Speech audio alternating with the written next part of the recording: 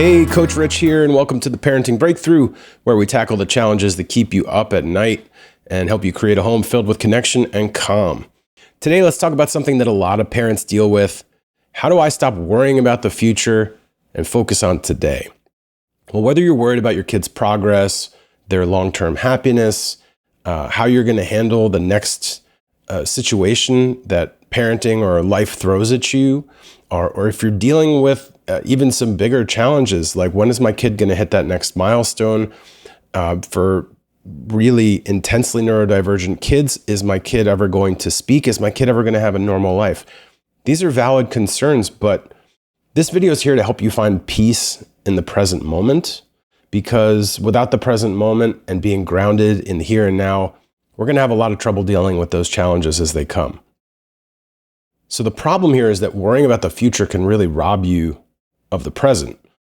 When you're constantly preoccupied with what ifs, you're missing what is. So, what if my kid never catches up? What if they struggle to make friends forever? What if I'm not doing enough? And these questions don't just create anxiety, they steal the joy of parenting your kid as they are right now and enjoying right now with your kid as who they are. And who they can give you is all they've got. So you have to give them everything that you've got. So let's take 3 steps to focus on today. One is to embrace the power of small wins, because progress doesn't happen in leaps. It happens in small everyday moments. So celebrate tiny victories, a kind word, a shared laugh, a task completed, an easy morning getting out of the house, and write it down. 2, challenge the what ifs. Ask yourself, is this fear-based or is it a fact? Or is my mind running way ahead of itself? Replace fear-driven thoughts with empowering ones. We'll handle challenges as they come. We're unstoppable. There's nothing we can't handle. Someone told me a long time ago, no matter how you're feeling, if someone asks you how you're doing and you answer, I'm unstoppable, it doesn't tell them if you're doing well. It doesn't tell them if you're doing bad. It just tells them your mindset. You could be in a really rough situation and be unstoppable. You could be killing it and also be unstoppable. And so it's become my kind of default answer. How you doing, Rich? I'm unstoppable. Try it. It actually shifts your mindset a little bit. All right, so number 3, create anchors for the present moment. You can go full in with mindfulness meditation or TM or yoga. I do yoga when I can't always squeeze it in. I meditate pretty much every day. I really love it. But if you don't have space for that in your life, not everybody does, you can do little things that simulate meditation in the moment. And just simple things like deep breathing for 30 seconds or some grounding exercises just to bring your attention back to right now. So one thing I really love is something that I learned from Dr. Andrew Weil, and it is called the 4-7-8 breathing pattern. So you breathe in for a 4 count, and then you hold that breath for 7, and then you breathe out for 8. So it looks like this.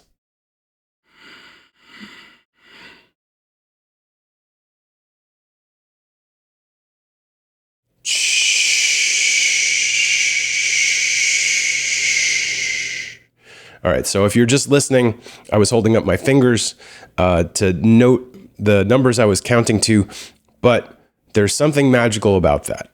And I couldn't quite explain to you why it works, but if I'm feeling anxious, and I often do, I use that with great success. Just doing that a couple times brings me right back to the present and gets me out of my head.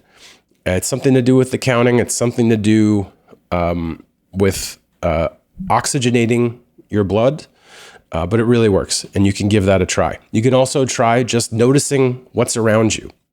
Notice 5 things you can see, hear, feel, smell, touch.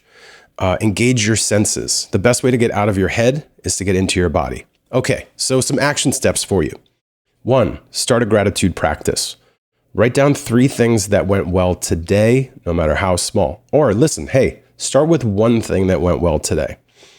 And some people like to do this in the form of a journal. Some people like to do this in the form of a jar right? So you keep a jar somewhere that everyone can see and little slips of paper, and you write down at the end of the day one thing that went well and throw it in the jar. And over time, you're going to see the jar fill up. And you know what that says to you? Oh, we're making progress every single day. When you have a consistent gratitude practice, it starts to make this 1 degree shift in your thinking every single day, right? So in that 1 degree shift can add up to a massive shift in how you see the world. Instead of seeing all the things that are going wrong, you're going to start to see all the things that are going right for you. So you could write down something like, we had an easy time getting out of the house this morning, no arguments. Or we had a really lovely dinner together. Or, my kid brushed their teeth the first time I asked them. That rarely happens for me still. But anyway, try it. I hope it works for you. If it does, and you tried it, go ahead and hit me in the comments. 2, schedule some worry time. Set aside 5 minutes a day to just write down everything you're concerned about. Sometimes just the act of letting them go on a piece of paper is plenty. But at the very least, you're going to see them all written out and maybe get a chance to take stock of them and actually find some solutions. 3, focus on one thing at a time, right? Multitasking is not really a thing. It's just task switching. And in general, certain people are better at task switching than others, but it's always going to be a strain on your attention, right? So if you're playing with your kid, if you're hanging with your kid, really try not to think about the laundry or an appointment you have tomorrow or work, especially work, right? Just be in that moment. Be as fully present as you can.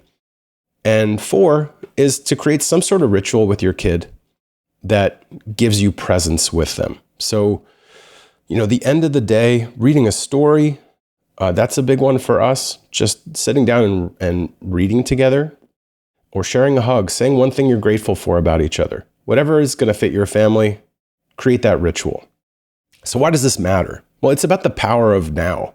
When you focus on right now, you're not just reducing stress, you're showing your kid that right now what we have is enough. One phrase that I love, and I forget where I learned it, and if someone could tell me where I heard it in the comments, I would love to hear from you. But I have enough, I have always had enough, and I will always have enough. It's different from saying I want more or I want things to be different. You can still say I want more and believe that you have enough, you have always had enough, and you will always have enough. Because the future isn't set in stone, but what you do and feel and think about today can shape how the future unfolds. So give your best to the present moment, and you're going to create a really solid foundation for what happens next.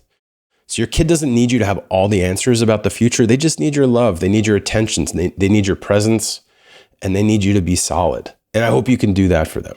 So if this message resonates with you, hit that like button, share this video with another parent who might need a reminder to focus on today. Don't forget to grab your copy of the Parenting Breakthrough Guide for more tools to reduce worry and build a peaceful home. Thank you for watching, and I'll see you in the next video.